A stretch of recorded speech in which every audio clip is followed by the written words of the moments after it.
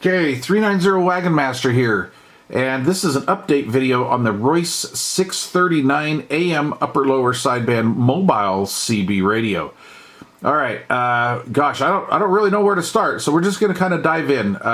If you want to know about the features and functions, go to the first video on this radio, and then you can see all of that. As some of you guys can tell, this cleaned up a little bit nicer, so cosmetically it looks nicer than it came in, but functionality-wise, it's considerably better. But we've had a little solder joint issue creep up within the last 24 hours. So I've had this percutooting on the bench for 24 hours, and I started filming this video about a half hour ago, and all of a sudden I got some ghost noise on AM that came in, and I tapped the radio and it goes away. So I thought I addressed all the solder joint issues in this radio because it had many, and apparently not. So we're gonna have to crack the lids open and get back into it. This radio's been a real bugger, to be quite honest with you. I'm not really digging this radio all that much, quite honestly. So first thing is, I have been trying to find the proper service information on this radio. Now, I want to thank the folks that tried to help me out in the community section. I posted a help wanted post on this, and pretty much all of the information that I received from viewers was the information that I already had. But I want to thank everybody for going to bat for me and trying to find some service info. I did find a Sam's photo fact on a light chassis radio. The gosh, what was that? The Pace 8193 shares this board.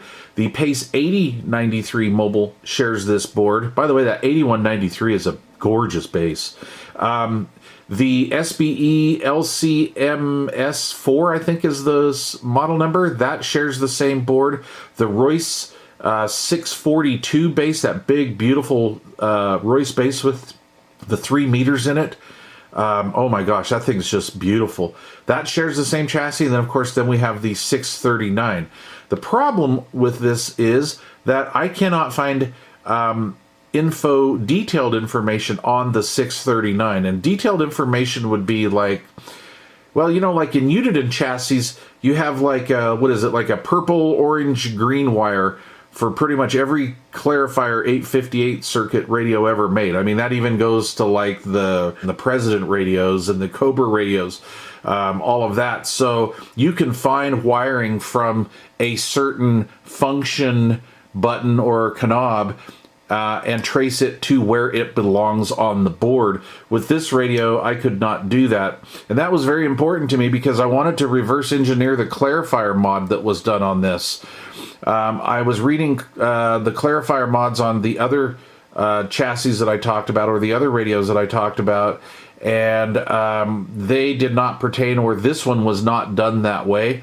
Somebody got into this radio at one time and just butchered the snot out of it, cutting traces on the PLL chip. This has a 3001 PLL in it, which is really not worth hacking into, in my opinion.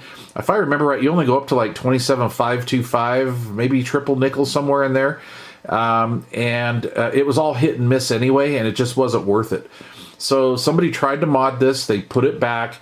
They kind of butchered up the traces on the PLL chip. The clarifier mod was all wrong. It transmitted about a KC and a couple hundred cycles higher than it received. And so that wasn't right. Somebody messed around trying to get more power out of it, and you just can't do that with a radio like this. So anyway, I finally got the clarifier where it's transmitting and receiving at center slot. This had a broken slug in an IF can, so I had to yard one out of a parts radio. It was a Uniden radio.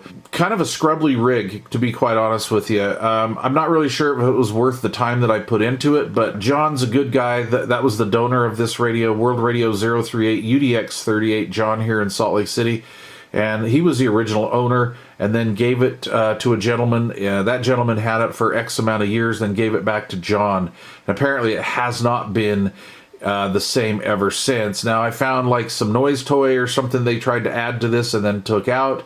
I'm not really sure. I mean, you can't really go try to try to figure out what somebody's done to something like this. But anyway, so I got the radio up and running. Lower sideband is its weak point. It's a great AM radio, great upper sideband radio. Lower sideband works and everything, but it's just kind of off. I couldn't get exact detailed information, so I'm just working from information from different radios.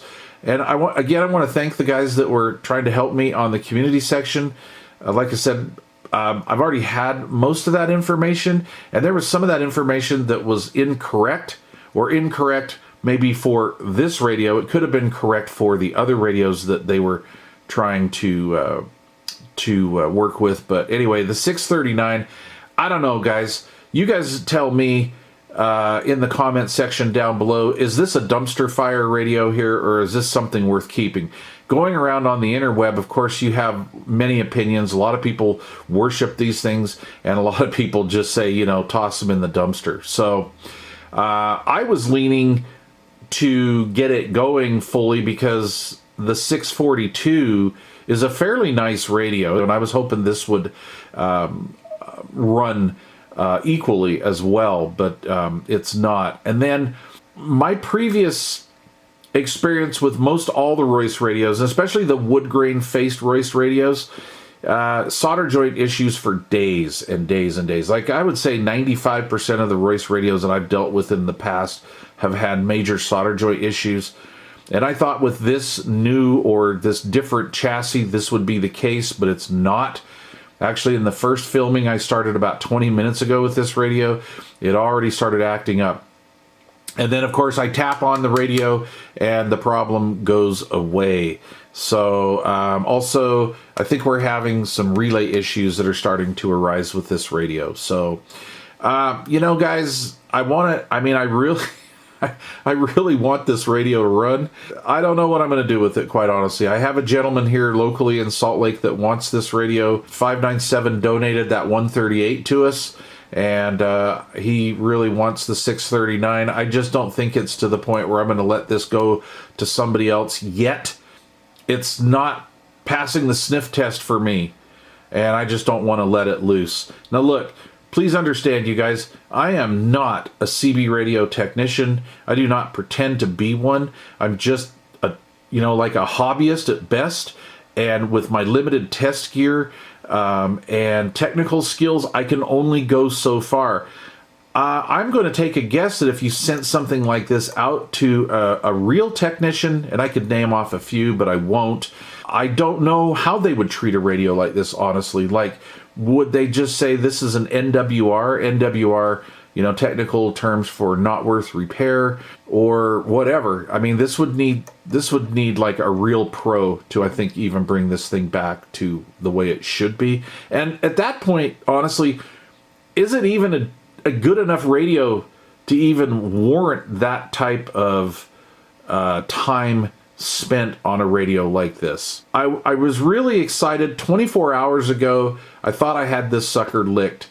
But, of course, as it stays on the bench and percututes longer and longer, other things are popping up. Gosh, I don't know how to end this video, guys. I really want to report and tell you that the thing works great, and it's just a great radio, but it's not. I wanted to bring this up to like 642 standards. So, no cigar. So, I hate to admit it, but I think this radio won. All right? Anyway, there you go. Leave questions or comments down below. Thanks for watching. Cheers.